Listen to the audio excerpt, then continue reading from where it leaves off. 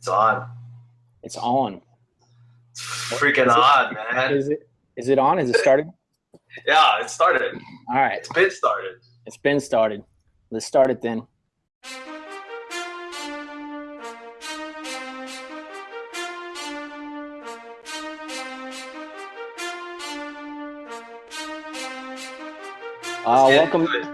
Welcome to 2016 SFL season. This will be our first episode for SFL Live. Got myself, Ryan, and Pierre, and we're just gonna break down the draft.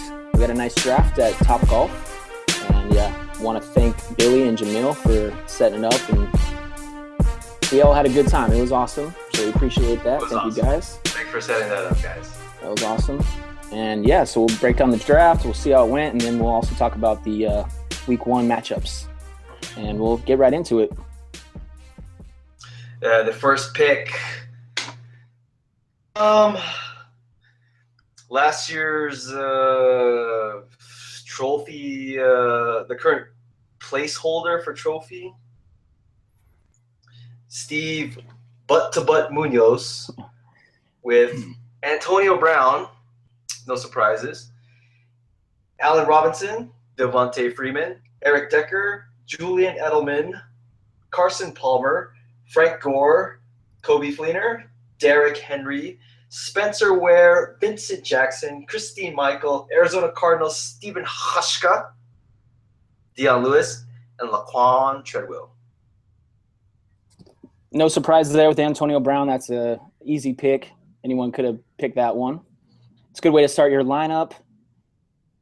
Pairs that with Allen Robinson, Eric Decker. I like Colby Fleener at tight end. That's a good tight end pick. A lot of value there. So Steve's coming back, trying to win 2 in a row. But we're not going to make it easy on him. We're all competitive, and we're all going to try to take that title back. So Steve's got a good draft, looking good to start the season. Lou Martini at number 2. Todd Gurley, Alshon Jeffrey, Brandon Cooks, C.J. Anderson, Kelvin Benjamin, Ben Roethlisberger, Deshaun Jackson, Antonio Gates, Tyler Eifert, LeGarrette Blount, Justin Forsett, Devontae Booker, Matt Prater, Trevor Siemian, Kansas City Chiefs defense, and a pick that you liked late, Pierre Garçon. Yeah, I do like that pick. That's probably his best pick. 100 receptions a few years ago, so that's a good way to draft at number 16. That was good value there. Surprisingly, he only took 4 Broncos this year, which is a low point. Usually he has more than that. But 2, he got Todd Gurley at 2. Usually we see the top receivers like Julio Jones or Beckham go at 2. So it was a little bit of a reach to get Gurley there, but he's definitely a monster. And trying to come off of that rookie season and build off of that one. Receivers are a little bit to be desired. Alshon Jeffrey's the number 1 guy. I don't really like Jay Cutler or the Bears offense. So Jeffrey could struggle a little bit. We haven't seen him do a whole lot since Brandon Marshall left. He does get Kevin White. So we haven't seen him yet. So we'll see what Kevin White does. But overall, he's got good solid depth. Roethlisberger at quarterback is a good way to go. So he did draft Trevor Siemian, which it's kind of I don't know if that guy should have been drafted, especially when you got guys like Tyrod Taylor, Phillip Rivers, and Andy Dalton still on waivers. So we'll see how he goes. He made some playoffs last year, so Lou's a guy to be contended with. Club Christina, hey. Odell Beckham Jr., number 1. Keenan Allen, Mark Ingram, Greg Olsen, Thomas Rawls, the man, Tom Brady, Michael Floyd, Michael Crabtree, Stephon Diggs, Julius Thomas, James White, Denver Broncos defense, Eli Manning, Theo Riddick, Darren Sproles, and Cairo Santos. She's got a pretty well-rounded group from top to bottom. She's got Tom Brady waiting, coming off of that deflate gate bullshit. So he'll be coming through real motivated when he gets back in the lineup. But she's got Eli Manning, who's definitely a guy who's got a lot of receivers and was, top 6 quarterback last year. So it's not bad to have both those guys. I like her receivers with Beckham and Allen. Those are 2 really solid guys at the top end. Greg Olson's a great tight end, and she's got some Nice running PPR back. running backs.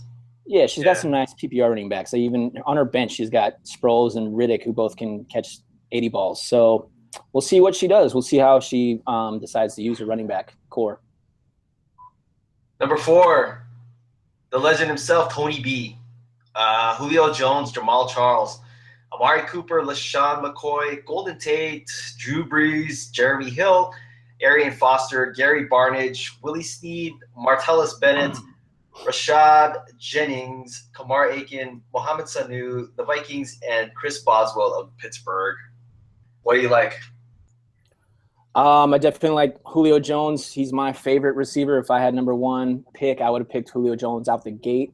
Amari Cooper, another guy he's up and coming. Golden Tate, without Calvin Johnson there, is going to get a lot of targets. So he's got a really strong wide receiver core. Add that with Drew Brees, and he just needs to hope that McCoy and Jamal Charles can stay healthy. If that's the case, then he's got a solid squad, really solid from top to bottom. So one of my favorite teams, probably top 3 or 4 favorite teams. Little fun fact here, Tony B has lost 2 bets in a row, and the winner has gone on to win the SFL championship back-to-back. Is there a bet in the works for Tony, Ryan? Yeah, I mean, there's been some good bets. The car wash thing, the pink T-shirt.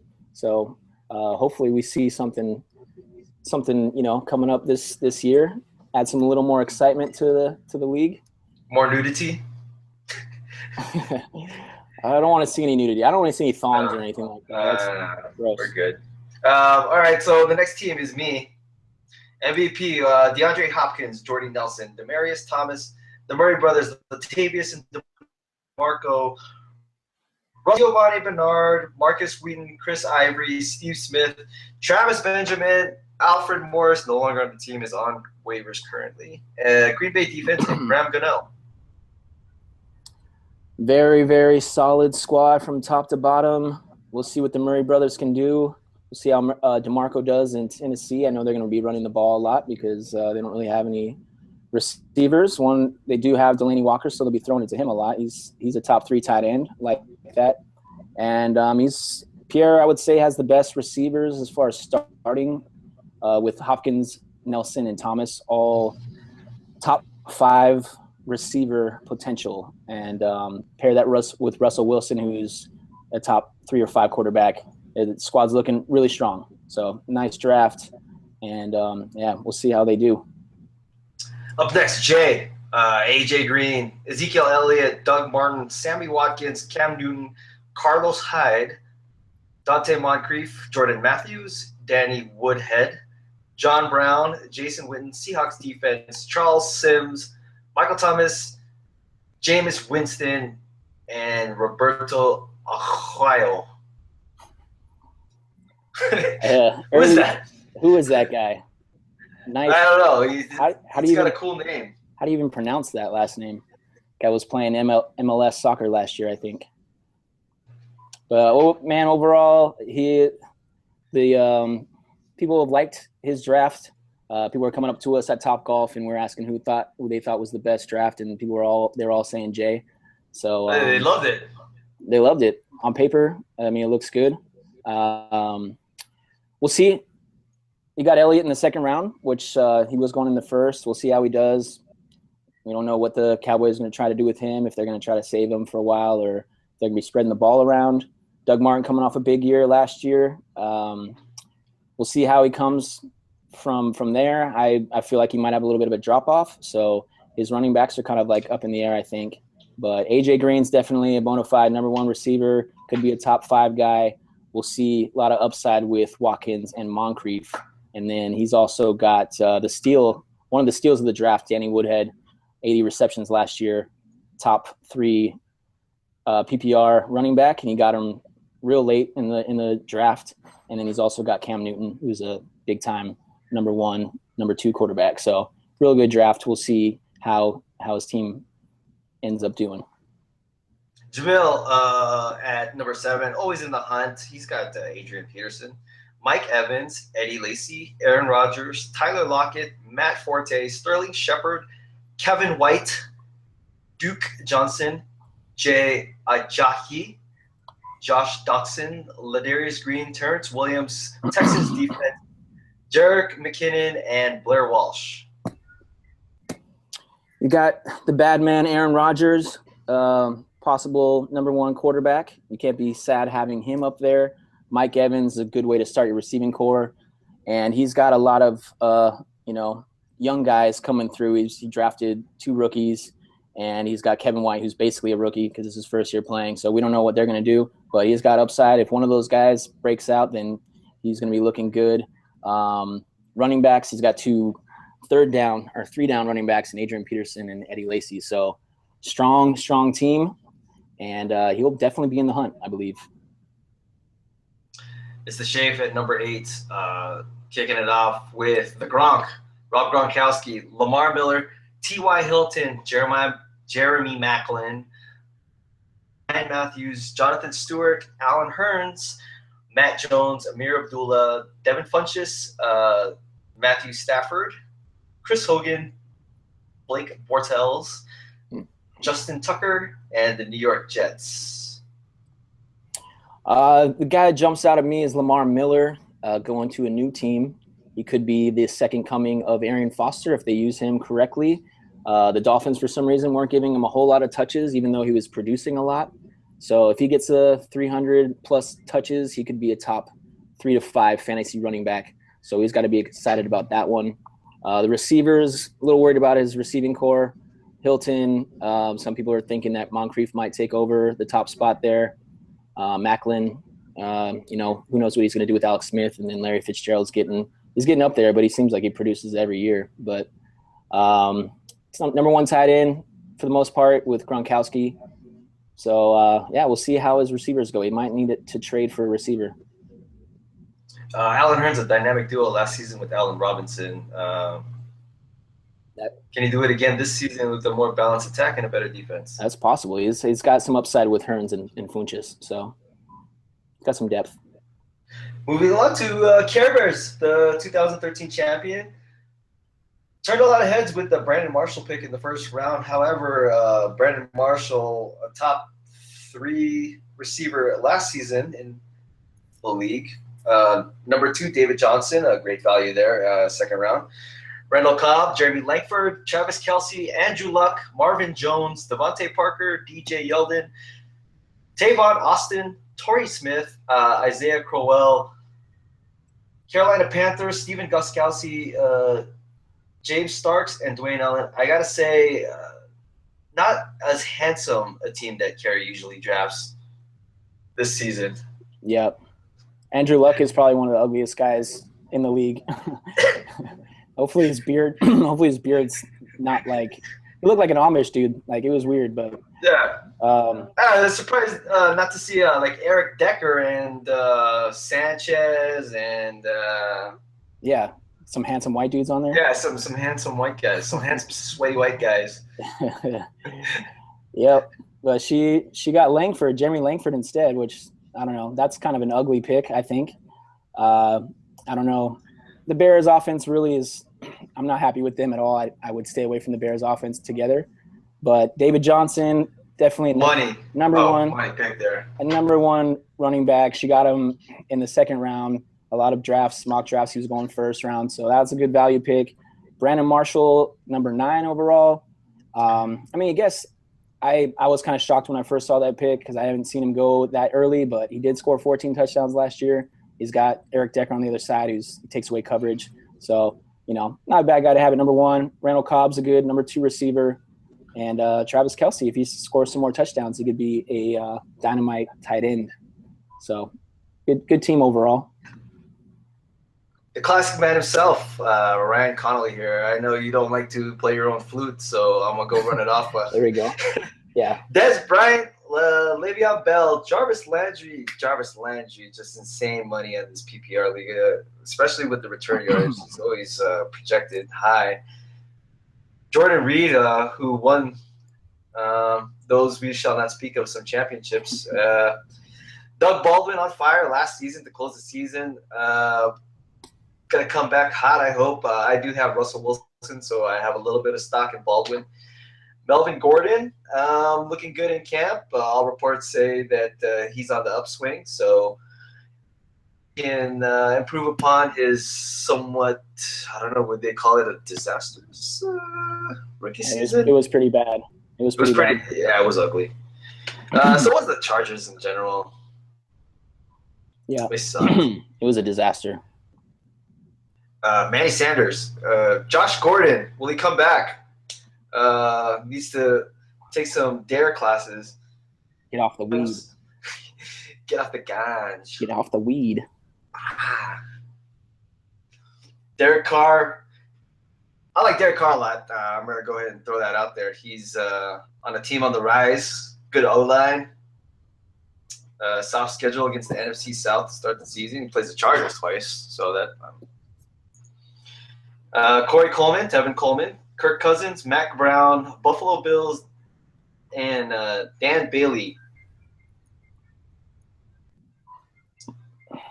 Man, once these suspended guys come back, this is a very dangerous squad. Some nice balance here with the Le'Veon Bell attacking from both ends, the double threat of Bell as a receiver and a running back. All right, what's recording?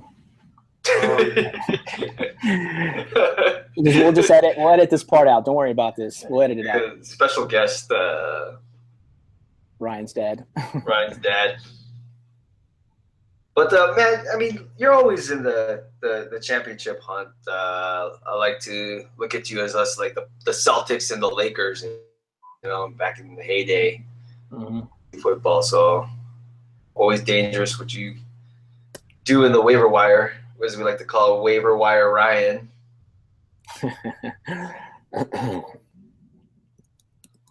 Yeah, that about sums it up for the 2016 draft. Any thoughts? Any big surprises? Any picks here that really stand out that you think could propel one of these teams into the championship round? I think Danny Woodhead is definitely a guy that could help Jay a lot. Darren Sproles is somebody that I think was a steal in the 15th round for Christina. Let's see. Yeah, I think those would probably be the two. Derrick Henry, I think, is an interesting guy, and we got him in the 9th round. Steve got him in the 9th round. So we'll see how the rookies go. The rookies and the 2-year players, we'll see how they come around. Some of them, somebody's going to show up. Someone's going to break out, and so whoever got those guys is the lottery guy. Jamil has like 3 or 4 of those guys. So one of them's going to break out, and it's going to help our teams win. So hopefully it's like Corey Coleman or one of my guys. Going over to the waiver wire, there's some players left here. Let's talk about some of these Baltimore Ravens. We got the whole team's on waivers. The whole team's every on offensive waivers. Player. Mike Wallace, who you don't like. Uh-uh. I think he could have some big games. Kamar Aiken, Brashad Perryman, who missed last season. Terrace West and Buck Allen in the backfield. Is any of these guys worth rostering, especially if you have Laquan Treadwell as your final pick? I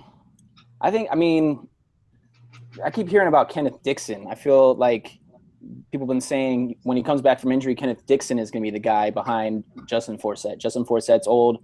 We'll see how his body holds up, but I think I wouldn't touch any of them until we actually see who's going to get the carries, who's going to get the touches in that backfield. And even with the receivers, Perriman and those guys, I don't know what they're trying to do, who's going to get the ball. So the first couple of weeks will show us, and maybe we can make a jump on one of them. Ted Ginn Jr., or as Tony likes to call him, Todd Glenn. Ted Drop. Without Kelvin Benjamin in the lineup last year, went from dud to stud. Is he worth rostering on your squad?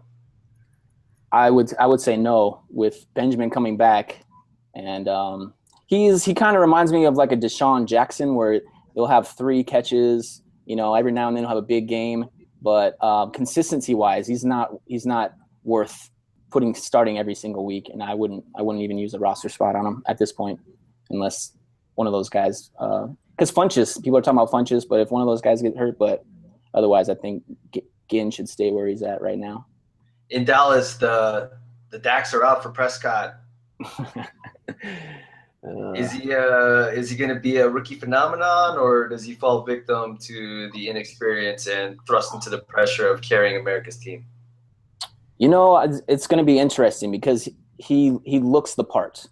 He looks very impressive. He looks poised. He looks very strong.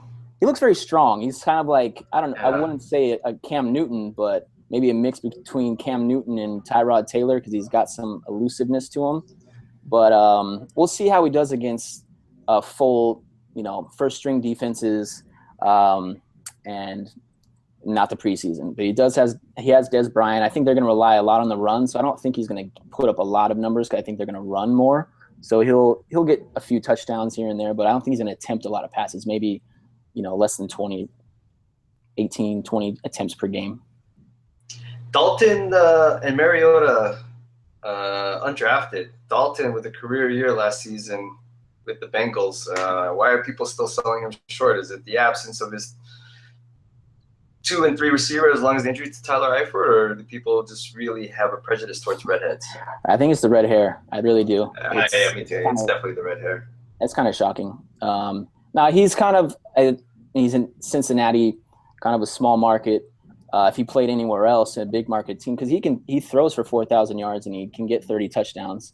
But for some reason we look over him, he'll be on someone's team by the end of the year. Once he puts up a couple 300-yard games in the beginning of the season, someone's going to pick him up.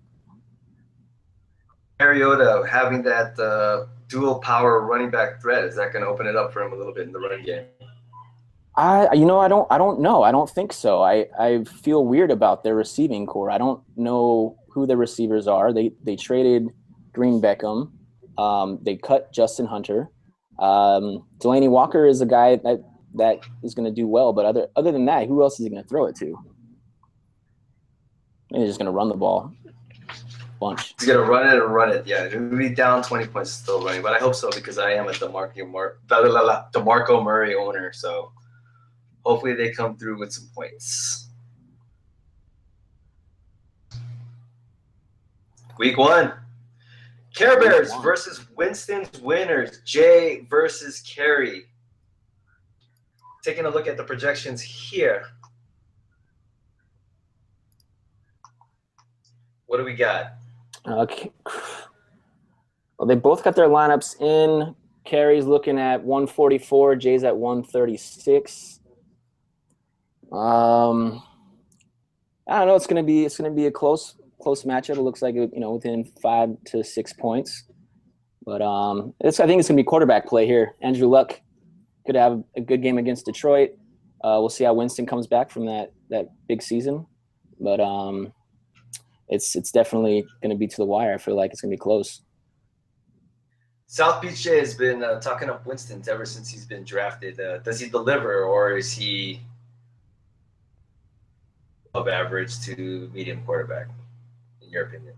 I mean, in that rookie season, he looked very impressive. He's sneaky. Like, he doesn't look like he should be good. He doesn't look like he can throw very far. He's got a Jamarcus body look to him. Yeah, he's just like somehow he makes plays. He's a smart player, it seems like, but he just doesn't look like he should be putting up the numbers that he does. But he's got Mike Evans and Vincent Jackson's getting a little old, but Doug Martin. So he's got a good supporting cast, and so they're helping him. I think he'll probably duplicate his production that he did last year. He may throw a few more interceptions, but I feel like, he's a solid player. He's a good leader, and I like him. All right, gun to the head. Who do you like in this matchup? Quickly, Kerry or Jay? I'm going with Kerry. Kerry.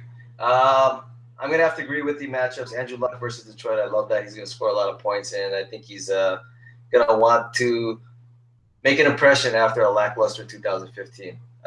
Next matchup, we have back-to-back Steven Munoz, the champ, versus the underdog, Lou Martini, the Bronco man himself. Bronco man indeed. Right now the projection is 151.19 to 0. Let's just hope that Lou remembers to put his lineup in. Don't sleep on this one. His stable. Yeah, put your Broncos in. Let's get it going. Open up that stable, Lou. And start Seaman. Put Seaman in and start him all year. Let's see how much Seaman can throw across that field. Yeah. Well, Steve, man, he got a good team. I mean, he's got projected high points. He's got a lot of projections. He does. And he still hates it. Always. I feel like he's got a lot of guys that had good seasons last year. I got a bad feeling. This is gonna be bad. This is awful. Yeah, so he's got guys like Palmer and Robinson and Decker and Freeman. The guy had like career years last year. So I don't know if they can keep up with that. So I think his projection's really high, but I don't think he's gonna score as much as they say. And so Lou has at least a shot here if he puts his lineup in. But we'll see. He's got Gurley's a good way to start it off. His receivers are a little lacking, but I have to go with Steve on this one. Antonio Brown versus Josh Norman, matchup of the week. Yeah, it's going to be a good one. Steve's got a hell of a receiving crew here, though. Decker to me always seems like an underrated guy. Yeah. He's good for like 1,200 and 10 touchdowns almost every season. I know. He really is. It's hard to remember. You got to look up his stats to remember how good he is. But we'll see. If he's got a good lineup on paper, as if they produce what they did last year, then he'll be great. But it's going to be hard for them to do. I think a lot of them had career years. Freeman, Robinson for sure career years. So I don't know if they can keep up with that. The next matchup we have the commissioner himself, Megatron. Club Christina. Who do you like? Oh, wait a minute. The previous matchup, gun to the head. Who do you like, Steven or Lewis? I'll go with Steve. Reluctantly, I'll go with Steve. Because I don't disgustingly, I agree. Root for him to lose. Yep. But I think he enjoys that. Anyway, the Shafe, Megatron versus Club Christina. What do we like here? Christina doesn't have her lineup in yet, so it's going to be tough to see, but she does have some monsters with Beckham and Allen, so they're going to put up some big-time numbers, as usual. Eli Manning against Dallas, people were saying that this is going to be a big shootout, so Eli Manning could throw for 4 touchdowns, and she's got Beckham. If he gets 2 of them, then she's looking real good. Against Billy, who's we talked about his receiving core. It's a little lacking, but Stafford against Gronk with Garoppolo in Arizona make up for that. Yeah, I don't think him alone can do it. I feel like maybe Stafford. Historically, Arizona bad versus the tight end. Yeah, but he's going to need to get big production from Macklin and Fitzgerald and Hilton. But Hilton, you just never know. He can get 150 yards and 2 touchdowns off 3 catches, or he can get 3 catches for 20 yards. Yeah. Stafford against the Colts, that looks good. That could be a 30-point game for him. But I'm gonna go with Christina on this one though, even though she doesn't have her lineup in. I feel like Beckham and Manning is just money. Yeah. Yeah, with Manning, they're going to have, a bunch of points between the 2 of them. Beckham just owns Dallas, too. He shows up every game. Yeah, he just catches his balls with 2 fingers. He doesn't even use his whole hand. Posterizing people. Posterizing that secondary. Yeah. Let's go ahead and take a look at myself versus Jamil, the German Shepherds. Let's 137 for you. Projected 132 for Jamil. These are both stacked teams. I feel like these are 2 playoff contenders. These guys are going to be in the playoffs. They'll be in the top 6 for sure. And this could be I think the projections are a little low. I think this could be a high-scoring matchup between the 2 of them. I'm surprised to see those projections so low when other people have like 145, 146 projections. But, it's early in the season, so. No, I don't think they're giving credit to to the receivers, like Nelson and Thomas, those guys could have big games. And Russell Wilson and Aaron Rodgers, two really good quarterbacks. So this is going to be a really good matchup, really good talent on both teams. And it's going to be hard to say who takes this one. I'm excited, but gun to head, I'm going to have to go with notorious MVP. I will go with you as well, just because right now he's got a rookie starting and he's got Lockett starting as well, who's kind of like a boomer bust player. Final matchup.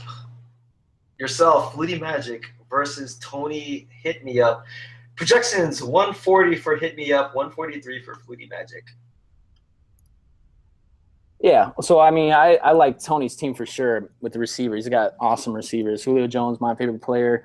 I think he'll be the number one receiver. I feel like he's gonna blow up. I mean, he already blew up, but I feel like he could have a humongous year, get more touchdowns than he did. Receptions and yardage, big time. Yeah, this guy could get 16 touchdowns. And Amari Cooper is coming in his second year. He's on the uptick. He's got a high ceiling. Golden Tate's, Calvin Johnson's gone, so his receiving core is spot on. So we'll see how it goes, but you can do the rest of it. You can break it down. I don't want to talk about you don't want to play your own flute. I don't want to talk about how good my team is. All right, let's take a look here. A lot of analysts saying that this New Orleans-Oakland game is going to be a massive shootout. And I'm going to have to agree. I think Cooper can shred that soft New Orleans secondary, and Breeze at home is always just a machine. Julio Jones goes without saying. Jeremy Hill, I don't know. Not a fan. That guy, I mean, he scores a lot of touchdowns, but I mean, that's about it. He doesn't run for a lot of yards, doesn't catch the ball. So, man, right? You just don't have those. If you had those suspended guys, I would say this would easily in your favor, but I think it's going to be close, man. Yeah. No, I think so too. I'm nervous about my running backs. I'm not happy with my running backs. Melvin Gordon's got, some upside. D'Angelo Williams came on strong last year, but definitely a little worried about my running backs. There's not anyone on the waiver that I want to pick up, so I'm kind of just rolling with these guys, waiting for Bell to come back, and hopefully Gordon, takes a step up from last year. You got Sherman on Landry, man. Are you worried about that? Yeah, I mean, obviously, I don't know. I feel like because Landry might hit the slot every now and then, and I don't think Richard Sherman's going to follow him all the way around the field. He's more of an outside corner, so I think Landry will get his little spots in between, and get the slot, and he's good for 10 catches. Gun to the head. You're the 52% favorite, by the way, here. So 52. Yeah, 52% favorite. I'll take that. Man. I know you're my co-host, and I might have to go with Tony on this one. He looks like he's got some good matchups. So yeah. I mean, I can see that. Indy, New Orleans, Tampa Bay, and Oakland for the receivers. Unless his running backs get shut out here, though. If his running backs don't perform, then I think Fleety Magic starts off 1-0. Yep, I hope so. I'm nervous of his receivers. And I got Derek Carr, so he's gonna be throwing to Cooper. So I don't know. Yeah, but you always win, man. Let me lose once in a while. Losing sucks. I hate losing. Yeah, it does suck. It ruins like the rest of my week. Yeah, I couldn't sleep. Food doesn't taste. Yeah, it doesn't taste as good. I couldn't sleep for like weeks after I lost the championship last year. I almost quit fantasy football because I lost the seed in the champion. I was like, "Fuck this." It's not. Just end it. It's not worth it. Especially who you lost it to. Yeah. I'm 11-1 or something, and he was 1-6, but whatever. It's a new season, and it's a new fresh start. So we all have a chance, and we're all in the running here. Yep. This is it's gonna be a good year. Everyone's got solid teams. There's not anyone that we're gonna pick on. I feel like everyone's in the hunt, and everyone's a playoff contender and a championship contender. So it's gonna be a real tight season, and I'm looking forward to getting started. We will see you guys next Wednesday with episode 2. Maybe we'll have some surprise guests in store. Yep, sounds good. Throw up the X. Throw it up, X. Throw it up. Yeah, dap it. Wait, we're way too late on this, right? Yeah, that was last year. No. Yeah, that's fine. We'll find something. We'll have new dances coming up. Yeah. Oh, wait a minute. This one's still good. Bam. Kenny Powers. All right. Till next week. Catch you later.